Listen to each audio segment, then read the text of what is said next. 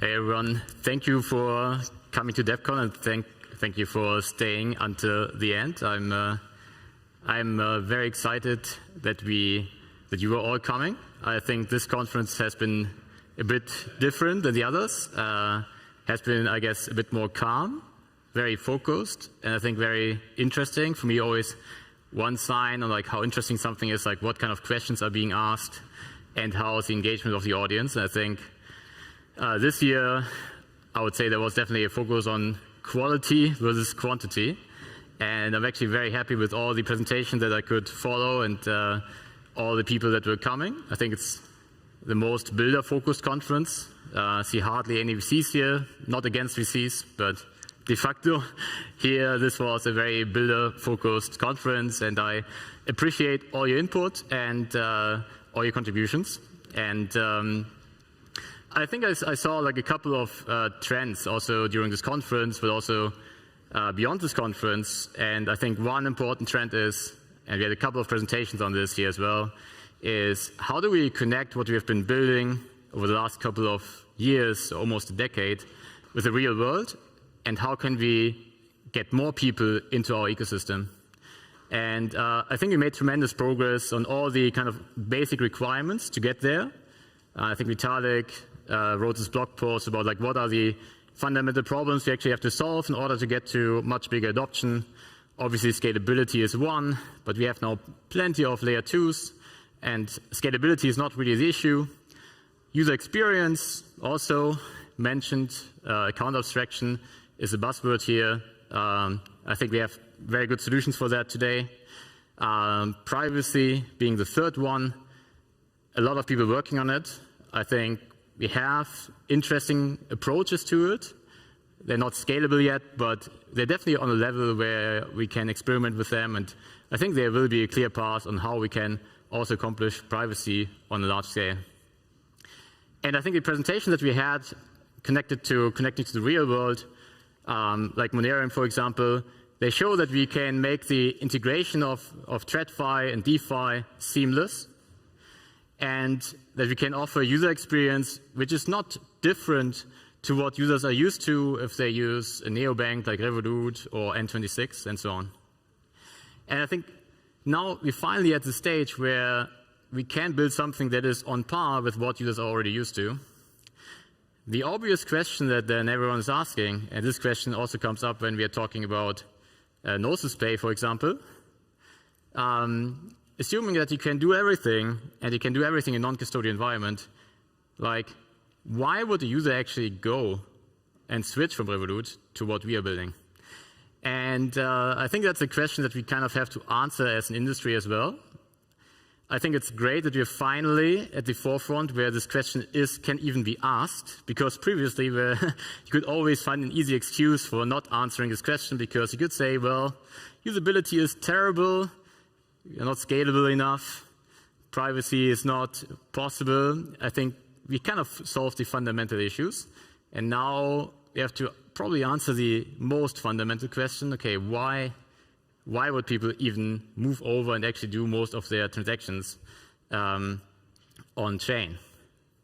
And like for Gnosis Pay, we like to give this example of Skype, right? I think I've been talking about it a couple of times. Skype was also kind of a similar situation where, like, obviously in the past everyone was using landline, then Skype came out, and Skype allowed peer-to-peer calls. But they only really got a lot of adoption once they were bridging into the old world. And today, everything is actually peer-to-peer, or like voice over IP. And yeah, I think we are able to get to something similar, but we still have to answer the question, what would make retail users finally move over? And obviously, not everyone here is using Skype today. I guess actually hardly anyone is using Skype anymore. It has been entirely replaced. It's more like the core fundamental infrastructure is now voice over IP, everything goes over the internet. We are not even aware that it goes over the internet. And I think in our industry, obviously, we are very much focused on where we come from, meaning majority of development and funding comes either out of Europe or US, and of course a lot also out of Asia. And we naturally tend to, of course, build the applications exactly for those jurisdictions. And I think, to be honest, I think those are the hardest where we could get natural adoption in the end, because many of the problems have been solved. And we have to get really creative in order to gain adoption in these jurisdictions. And I think there's not a single answer on like what will actually drive adoption in these jurisdictions for crypto beyond speculation. But maybe there's also not a single answer, because there are many different user groups and everyone actually appreciates something different. Maybe NFTs play a role here. Maybe, I don't know, like trading plays a role here. You don't know. Yeah, I think there was one interesting experiment that happened this year, which I followed also quite closely. And I'm also personally quite critical about this experiment, but it showed kind of proved a point. That was WorldCoin.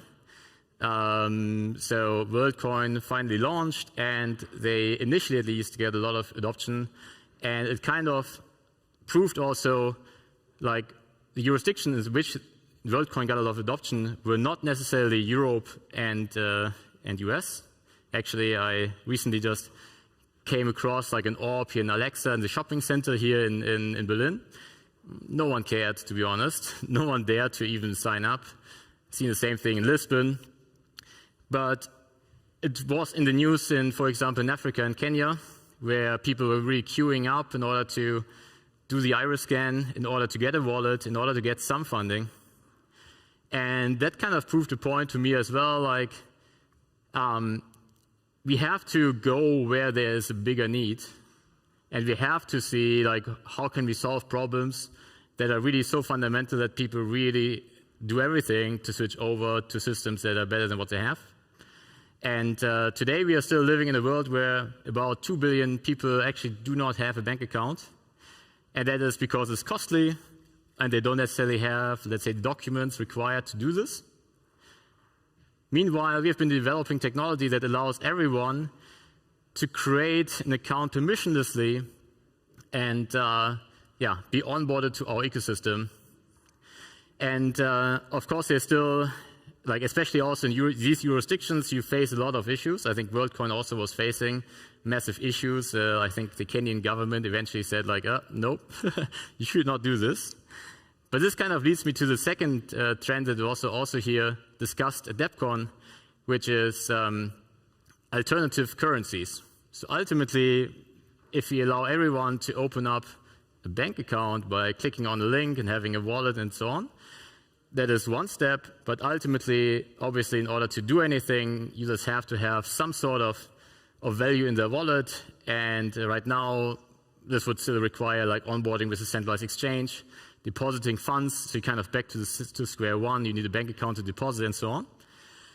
And yeah, I found it very interesting to see quite a few presentations here at DappCon, which were talking about UBI, like universal basic income, issued in a permissionless way, which allows everyone to have access to some sort of capital that would not require you to go through like centralized processes that eventually can be shut down.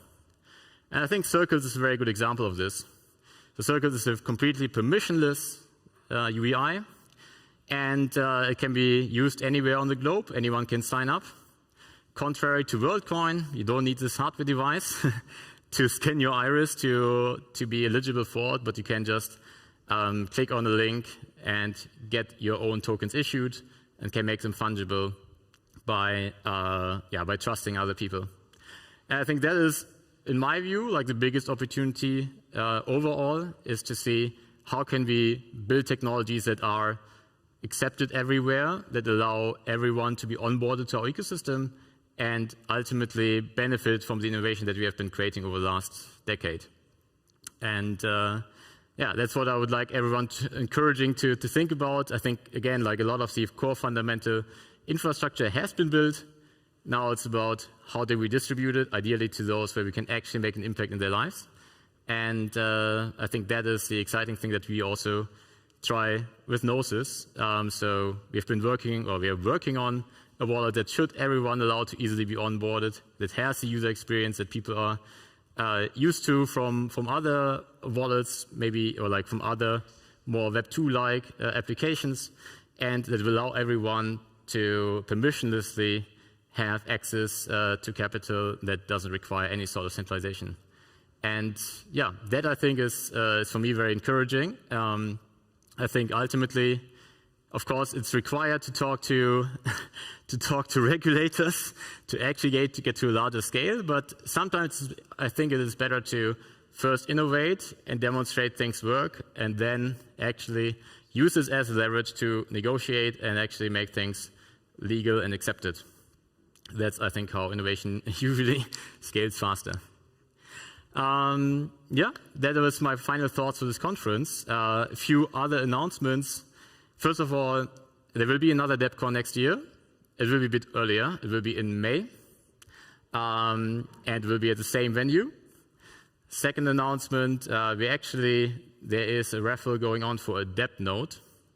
So anyone who purchases a ticket via Unlock Protocol, you can check Unlock Protocol to see if you're actually winning this Dapp node. And with this Dapp node, obviously, you can run nodes for Gnosis Chain and Ethereum and other networks. And the third announcement I would like to make is there's the after party at 9 p.m. today at Prince Charles, and it would be amazing to see all of you there. And yeah, that's it for this year. Thank you all for coming, and I hope I see you at the after party.